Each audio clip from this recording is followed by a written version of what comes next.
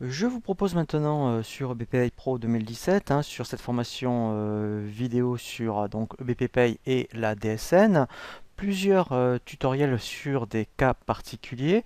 Donc on en a vu là maintenant tous les tutoriels sur le traitement de la paye.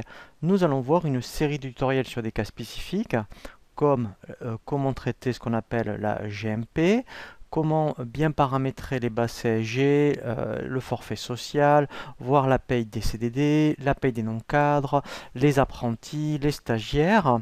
Donc je vous propose dans un premier temps de commencer par la GMP. Alors la GMP déjà, qu'est-ce que c'est? Ce sont donc, comme son nom l'indique, une garantie minimale de points pour les salariés qui ont un statut cadre. C'est-à-dire qu'on peut très bien être cadre. Alors je vais pousser un peu le bouchon, par exemple à 1500, 1600 euros. On n'est pas obligé d'avoir 3000 ou 4000 euros de salaire. Donc si on est par exemple donc un salarié cadre, admettons à 2000 euros, eh bien, au lieu d'avoir une cotisation retraite tranche B, et où vous allez vraiment cotiser à des points qu'on appelle AGIRC, donc AGIRC c'est vraiment la caisse de retraite des cadres, vous allez cotiser à ce qu'on appelle à une retraite GMP, c'est-à-dire que ce sont quand même des points retraite cadres, mais qui sont plus faibles que une retraite tranche B, on va dire, classique pour les cadres. Donc en fait, vous allez voir, on va faire des simulations dans le bulletin. Alors l'intérêt également, c'est que c'est EBP qui va le faire tout seul en fonction de ce qu'on appelle un salaire charnière. C'est-à-dire que, on va le voir de suite, d'ailleurs il faut le voir pour que vous sachiez le mettre à jour en avril 2017, puisque normalement ce salaire charnière est communiqué à cette période.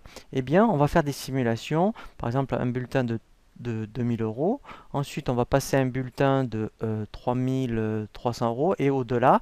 Et vous allez voir que BP tout seul va dire, eh bien, moi je calcule soit de la GMP, soit un peu de la GMP et de la tranche B, soit de la tranche B.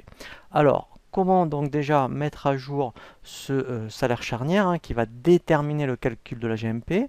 Donc dans ce qu'on appelle les paramètres de paye dans les constantes, donc ça on l'a bien vu sur un tutoriel par rapport au paramétrage. Donc ici quand on est dans paramètres de paye, vous voyez une navigation, ici vous avez donc constante, donc là je vais cliquer dessus et on a tout ce qui va concerner après les constantes de type valeur. Donc ici, vous voyez, vous avez un onglet valeur. Si je tape GMP,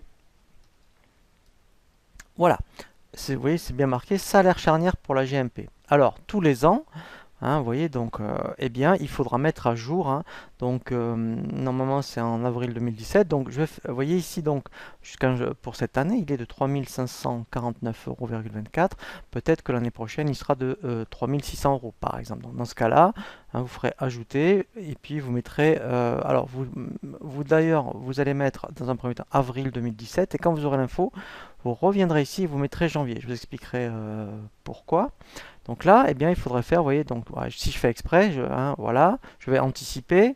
Donc là, je mets, admettons, je vais mettre janvier 2017. Voilà. Et je vais donc dire, par exemple, eh bien, il sera de 3600 euros. Voilà. Donc là, j'enregistre et je ferme. Donc ensuite, eh bien, il suffit, alors bien sûr, il faut que dans vos fiches salariés, donc là, on va faire exprès, on va le changer. Votre salarié, il faut absolument qu'il ait le statut cadre, donc là c'est ce qu'on va faire. Donc ici, alors je vais changer de famille.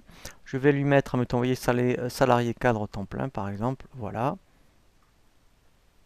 Et donc, lui, par défaut ici, après on va mettre un profil spécifique cadre CDI. Voilà, vous voyez, donc il me le propose par défaut. Voilà. Alors maintenant, on va aller dans l'onglet paye. Alors je vais faire exprès, donc on va mettre par exemple, voilà, on peut le laisser même, tiens, 2052 euros. Voilà. Et on va faire une première paye, vous allez voir, pour ce montant-là. Et vous allez voir ce qui se passe.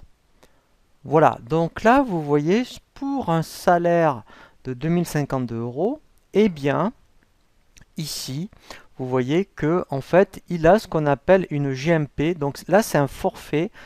Donc si après on regarde un peu la cotisation, voilà. Donc là, il calcule automatiquement un forfait de 331 euros. Pourquoi? parce que en fait le salarié effectivement est en dessous du salaire charnière, hein. Donc comme il est en dessous, eh bien il calcule automatiquement que de la GMP de 331 euros. Alors maintenant on va faire exprès de mettre un salaire qui est compris entre le plafond sécurité sociale, hein. Vous voyez le plafond il est de 3218 et compris entre le salaire charnière. Donc, si après, vous voyez, on prend un exemple d'un cadre à 3600 euros, hein, donc qui est compris entre le plafond sécu et le salaire charnière, eh bien BP le fait très très bien.